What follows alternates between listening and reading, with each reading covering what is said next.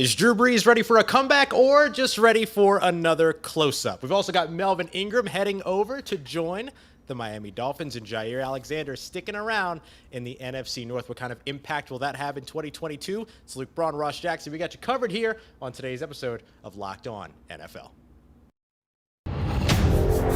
You are Locked On NFL, your daily NFL podcast. Part of the Locked On Podcast Network, your team every day.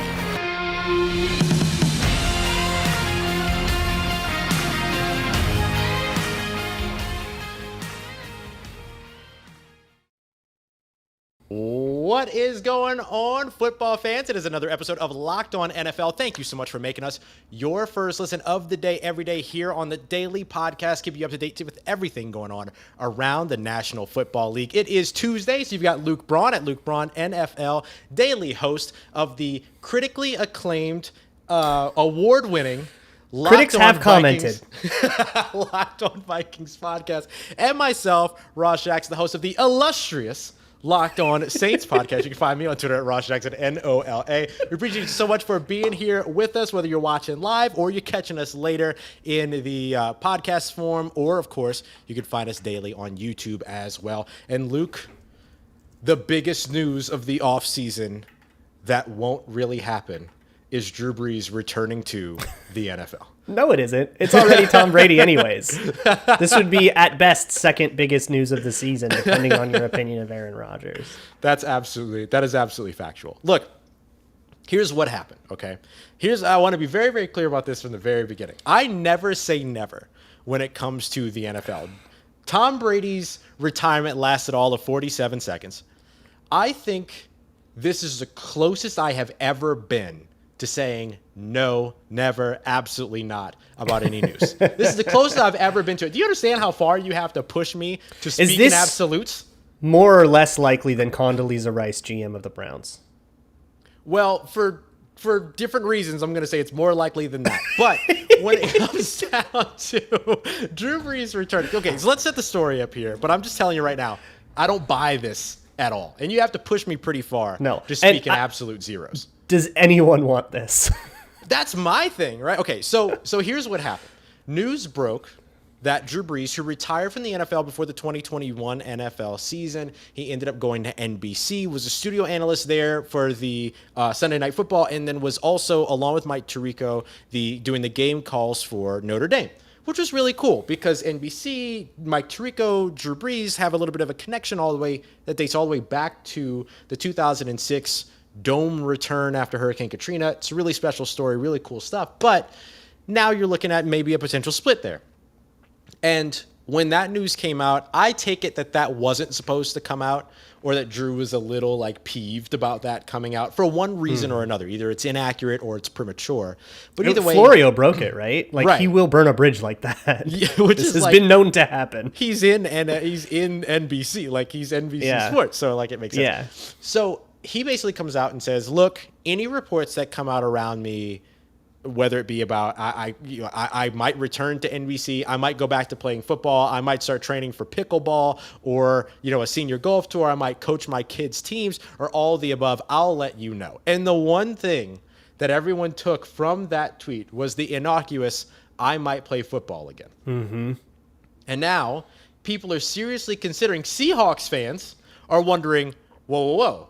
Geno Smith and Drew Lock, fine. But hey, Drew Brees, you want to come back to the NFL? That's the catastrophe they deserve. The Seahawks deserve pain. I'm sorry to Seahawks fans. You deserve better. The Seahawks are negligent and they deserve pain.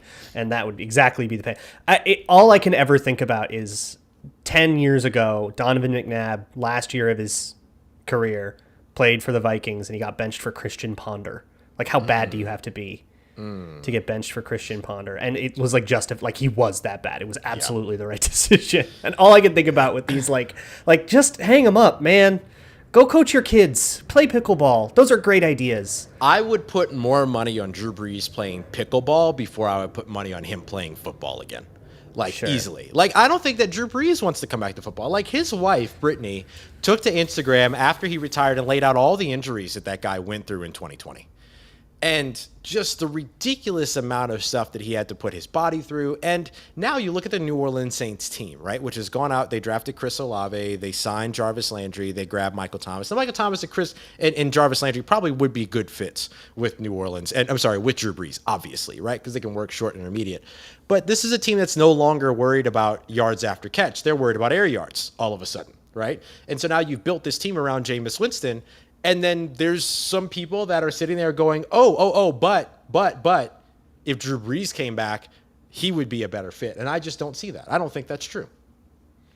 Yeah, I don't know. I buy that he's thinking about it, right? Like, I mean, he said it's one of the things on the list. It's one of the things on the list, and maybe it's a thing that he is considering.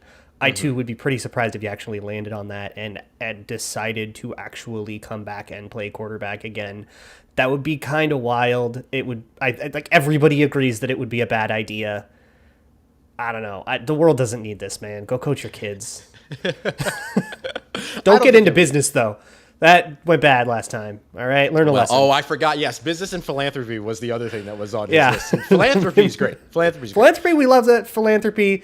Maybe just don't get into like sales of any skincare products. That right? was so tragic. That was.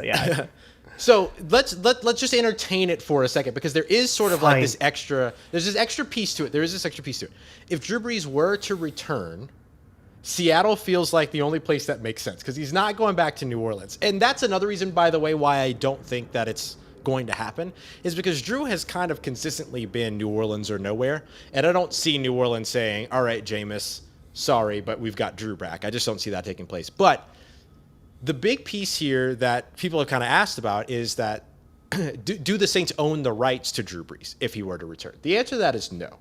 Okay. He can come back and join to any team. They have dead money on him because but that contract's terminated. But the contract's done. Oh, okay.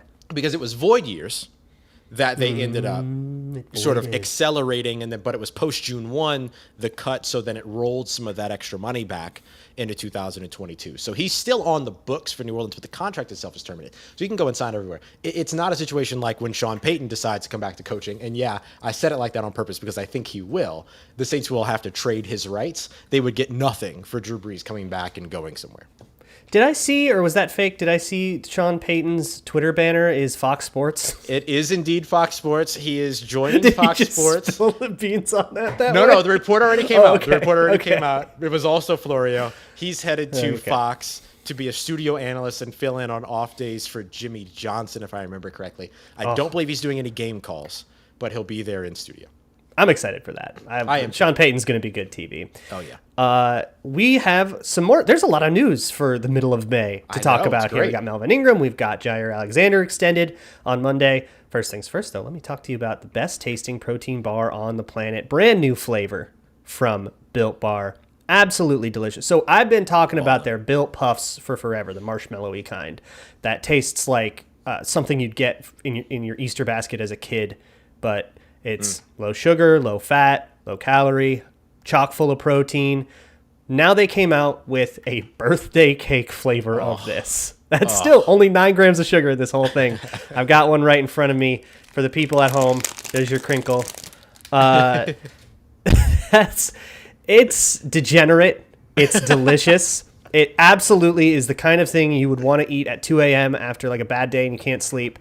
But it's not going to knock you off the wagon. It's guilt-free, delicious snack. Whatever you want to buy, you can also still go get all their original flavors like chocolate raspberry or chocolate caramel or whatever. Go to Built.com, enter promo code LOCKED15, LOCKED15, and you can get 15% off of your order. That's promo code LOCKED15 at Built.com.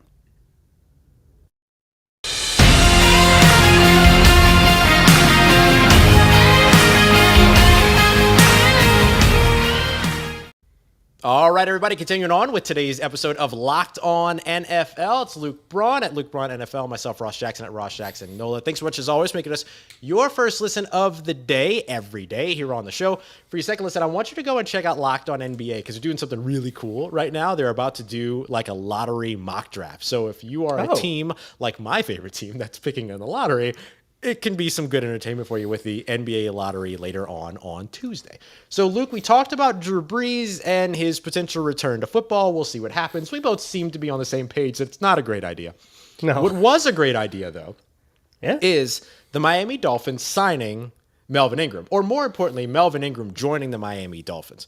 This signing continues the really, I'm just going to call it what it is, ballin' offseason that the Miami Dolphins have had so far. We talked about it last week, yeah. Yeah, they continue. Now, getting this veteran experienced pass rusher that can come in and help to generate in a bit of a specialized role. So, what do you see with this signing, Melvin Ingram heading to the Miami Dolphins, plus minus? Where do you see the good things here?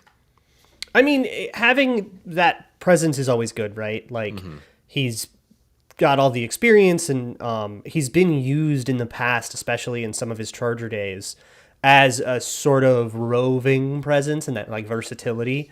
Kind of point him at a guy and fire him, and that I think can pay a lot of dividends for the Dolphins defense. But honestly, the Dolphins defense already feels like a fairly complete unit to me. So this is just gravy. And at his age, who knows how much you get out of him. That's all fine. And it's all a matter of, the contract matches up with that and stuff. But it's just like another cool piece to what is turning out to be kind of, I think, like a pretty underrated roster. Yeah. And I think what I like about this signing is that you get that veteran presence. He's going to be 33 all season long for the Miami Dolphins. He's going to be able to come in and sort of have a little bit of that veteran like leadership impact, but he should still have a bit of an impact on the field. Now, it's important not to expect the 2017, 18, 19 Pro Bowler, right? But you can still expect him to have a little bit of an impact here. He's got 51 career sacks between 2015 to 2019. So 3 years after he was drafted up until the third most recent year that he's played. 43 of those sacks took place in those 5 years. Since then, he's got 2, one of which with the Kansas City Chiefs last year, one of which with the Pittsburgh Steelers last year. He, of course, played with the Chiefs and Steelers last year and was drafted by the then San Diego Chargers in 2012.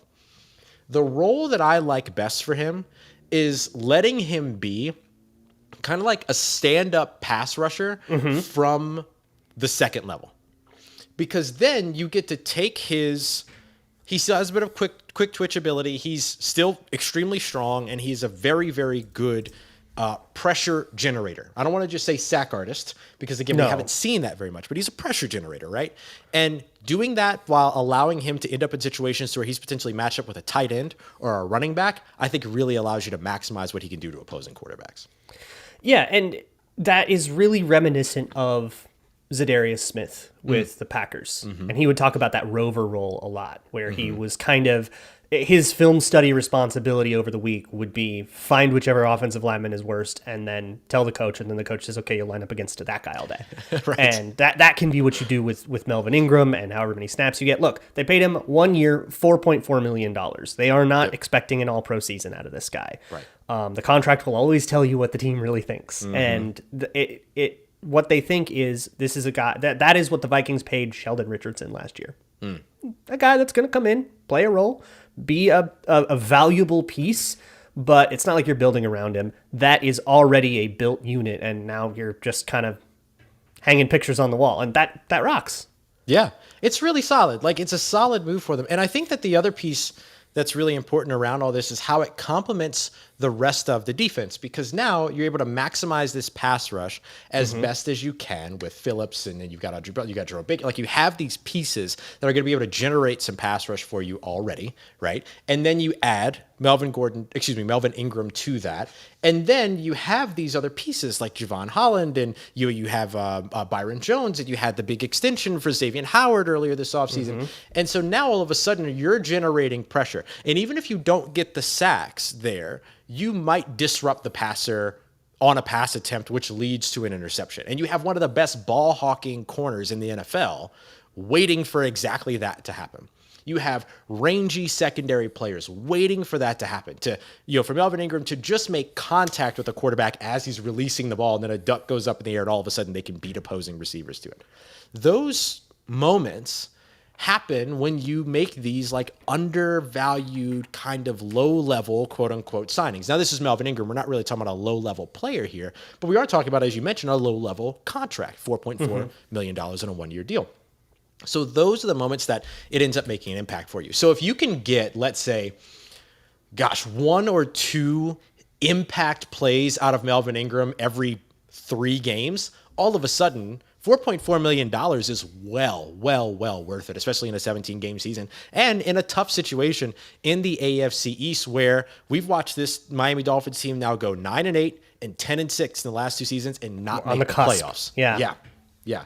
So is this signing, not necessarily the signing, is this offseason enough to get the Miami Dolphins over the hump? Now, you and I both took them to not make the playoffs this year, but that's more about the AFC than it is more about the Dolphins. Yeah, exactly. It's not really an evaluation of them.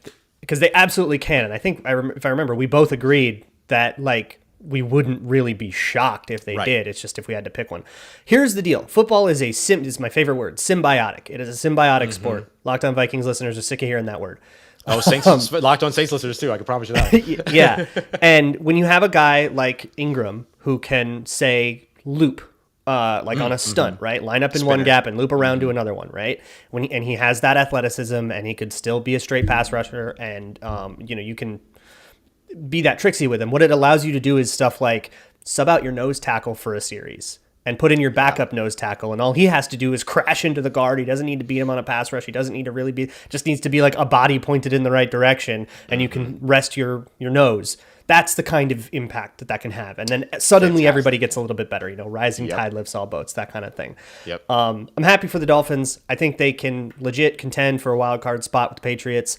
I don't think I'm quite at the level. I'm just too high on the Bills to say that the division is anybody but theirs right now.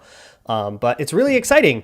Another team that probably has their division wrapped up, painful as it is for me to admit, is the Green Bay Packers. They re-signed Jaire Alexander. The Lions and Bears are flirting with just like not existing anymore. The Vikings are just sort of floating.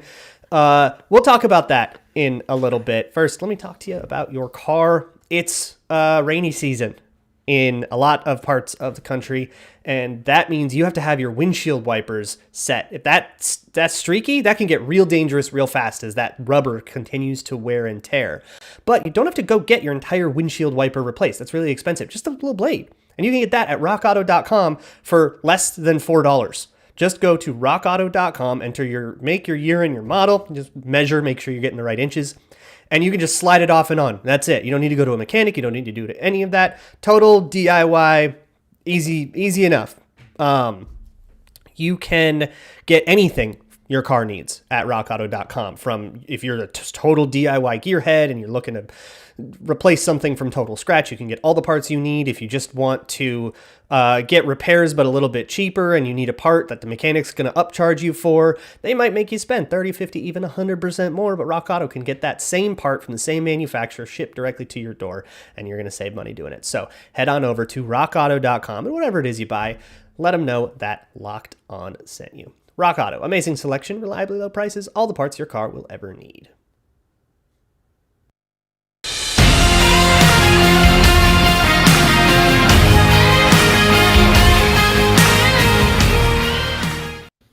All right, everybody, wrapping up today's episode of Locked On NFL. Luke, man, that whole like windshield wiper blade just feels like an absolute cheat code, like IRL cheat code, like real glitch in the matrix type stuff. Cars are just parts, man. Cars are just parts, man. Luke and so are the Green Bay Packers, who extended a very important part to their machine.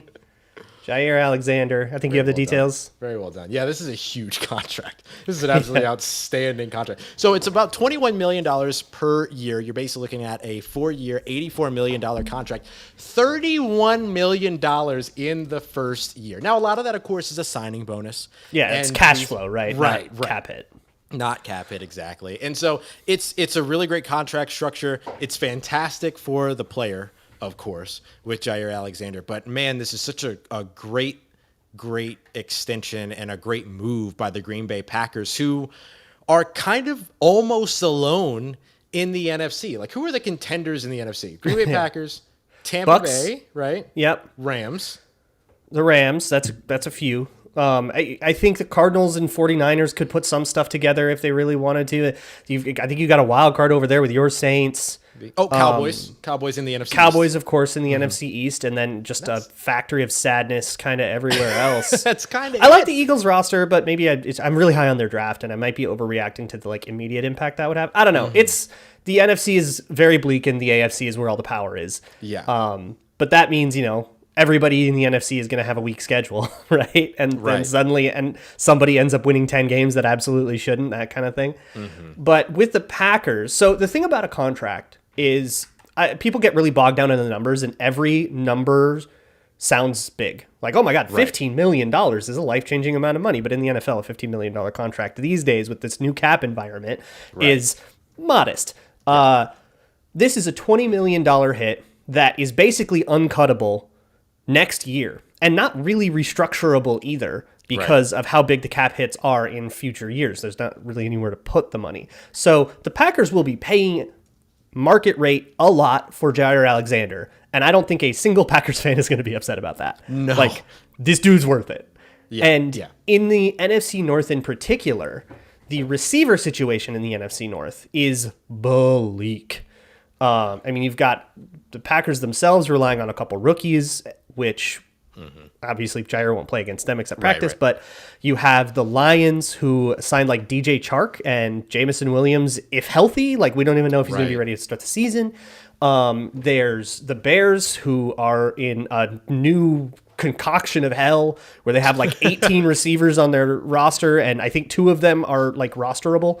I don't know what that's a very bleak situation around Justin Fields. And so that means at least 4 games a year, you get Jaire Alexander going up against somebody who is absolutely outmatched by Jaire Alexander. Yeah. This is a very good opportunity for Jaire Alexander to not only prove that he's worth the contract, but to start pulling together accolades. Yeah, it's a really, there's always sort of the question around these big contract extensions, and even in some cases, free agency signings. Are you paying for what you've seen already, or are you paying in terms of projection? And I think with Jaire Alexander, you're in a unique situation to where you're kind of paying for both.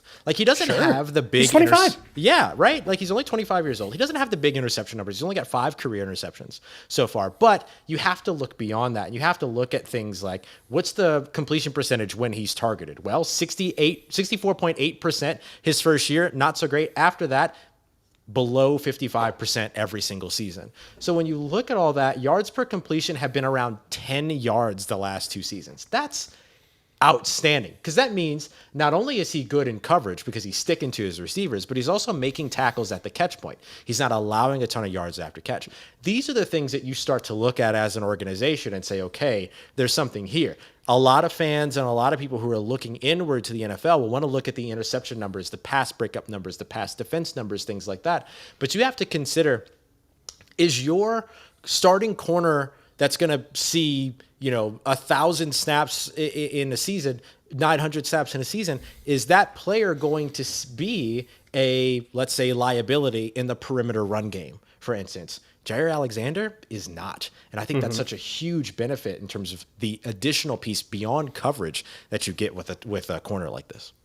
Yeah, the draft is so fresh in my mind, and scouting all the corners for the draft, Sauce Gardner and Derek Stingley and all these guys. The first question you ask is, can this guy be a shadow corner? Right. And that means, you're going up against the Vikings and Justin Jefferson. Do you have Jaire Alexander? Is he good enough to match up with Justin Jefferson all day? Or do you need to play sides and do scheme and double cover and all that stuff? Or do you just have a guy that can take him? Jaire Alexander, the Packers will do that. They did that with Stephon Diggs before, and then Adam Thielen for a bit. And now Jefferson is the number 1 guy in Minnesota. They will have Jaire Alexander shadow. And that is schematically, if we're going to go back to symbiotic, so valuable to have one guy. Now Justin Jefferson is accounted for. The rest of your defensive scheme is now focused on everything else that could go on in the play, and you just had to spend one dude to get rid of their best dude. That is what Jaire Alexander gives you, and you can put him on the field comfortably without worrying about any costs in run defense, like you mentioned, and all that stuff. He's got enough of the all-around skill set where that's not a costly thing. It's just a guy that can erase someone good. And when you're looking, for a stat for a shadow corner, I want to look at targets. How often did the quarterback think he could throw there? And then if he got a lot of targets, did he get a lot of production? Is this a Deion Sanders thing where he's tricking you? Or is it, if he didn't get a lot of targets, I think that tells you what you need to know. If the guy's not open and he's going up against everybody's Terry McLaurin all day, that is what Jaire Alexander can be. And so, I don't know. There are certain players that I don't think a contract can feel too high for until you get like totally beyond the pale. $100 million a year was insane, right? But Jaire Alexander is one of those guys. It's like, just pay the dude whatever it costs. Yep. Keep him in the building forever. And the Packers finally, at long last, 15 years of Ted Thompson letting Casey Hayward's out the door, they finally keep a corner in-house. It's so good to see. So good to see, especially for a guy, Peter Bukowski, over at Locked On Packers, who I know is pumped about this extension. So it's going to be good. And it kind of operates a little bit opposite what we just talked about with Melvin Ingram, right? Like Melvin Ingram making some splash plays every now and then helps to make your secondary better. If Green Bay struggles a little bit early in the season to figure out their pass rush, very little to worry about in the passing game because of that shadow corner effect that you just talked about with Alexander. Great signing, or a great extension, great move for that Packers front office. Total no-brainer move. Good to have it done. No controversy. Ready to go. Jaire Alexander locked down until he's almost 30. So tomorrow on the show, you got Tony, you got James. I'm sure there's going to be more stuff to talk about. This offseason kind of flying. Will not sleep. Yeah. Whatever it is, we'll see you all doing all that stuff tomorrow. In the meantime, check out Peacock and Williamson. Go check out Locked On NBA, like Ross said. See y'all tomorrow on the Locked On NFL podcast, part of the Locked On Podcast Network. Your team every day.